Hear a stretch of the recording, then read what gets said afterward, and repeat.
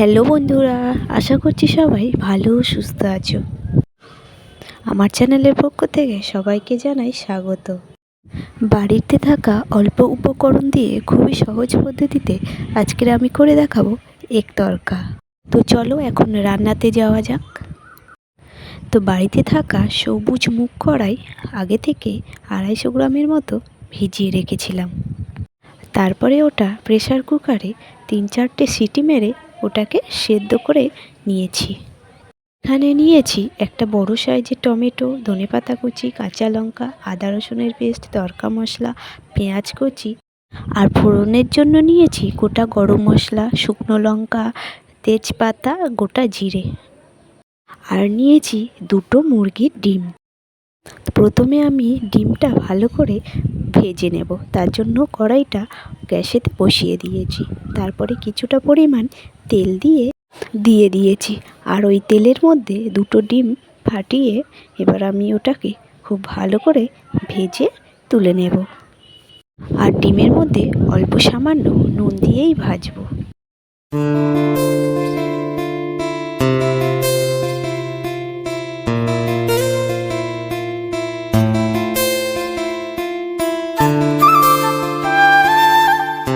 ব্যাস, ডিম আমার ভাজা হয়ে গেছে। কড়াইটা আবারও গ্যাসের ওপর চাপিয়ে আবারও কিছুটা তেল দিয়ে এবার তড়কা মশলা করার জন্য আমি প্রথমে কড়াইতে ফোড়নে শুকনো লঙ্কা, গোটা জিরে, তেজপাতা আর গোটা গরম মশলা দিয়ে দিয়েছি। ওটাকে একটু ভেজে নিয়ে এবার আমি কোচানো পেঁয়াজ আর কাঁচা লঙ্কা দিয়ে আবারও কিছুটা ভালো করে ভেজে নেব।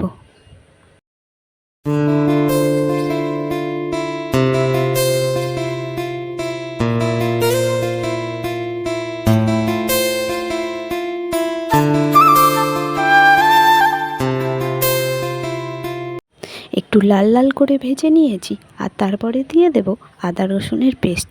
আদা রসুনের পেস্ট দিয়ে আবারও একটু ওটাকে কষিয়ে নেব।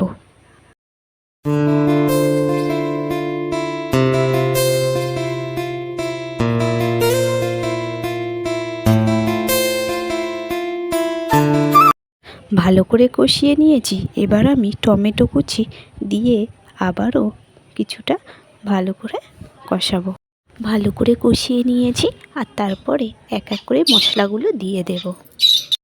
আর হ্যাঁ বন্ধুরা, তোমরা কে কোথা থেকে দেখছো অবশ্যই কমেন্ট করলে ভালো লাগবে।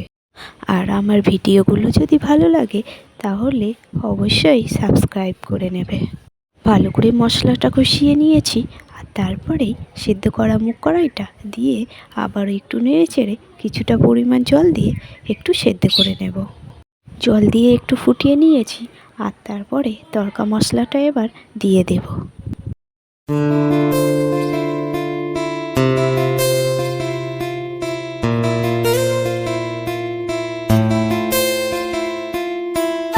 আর তারপরে ভেজে রাখা ডিমগুলো দিয়ে দেব। আর একটু ফুটিয়ে নিয়ে উপর থেকে ধনেপাতা কুচি ছড়িয়ে দিয়ে নামিয়ে নিলেই রেডি আমাদের এগ তড়কা।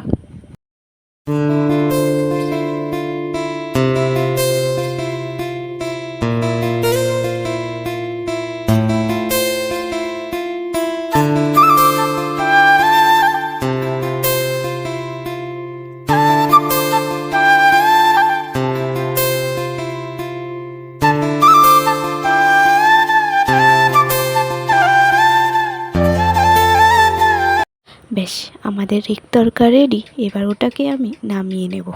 আর গরম গরম রুটি বা পরোটার সাথে অবশ্যই ট্রাই করবেন, খুবই ভালো লাগবে। আর আমার ভিডিওগুলো দেখার জন্য সবাইকে জানাই অসংখ্য অসংখ্য ধন্যবাদ। আর এতক্ষণ পর্যন্ত আমার সাথে থাকার জন্যও জানাই অনেক অনেক ধন্যবাদ। আজ এই পর্যন্ত। পরবর্তী দিনে পরবর্তী কোনো রেসিপি নিয়ে আবারও তোমাদের সামনে হাজির হয়ে যাব। ততক্ষণ সবাই ভালো থেকো, সুস্থ থাকো। টাটা।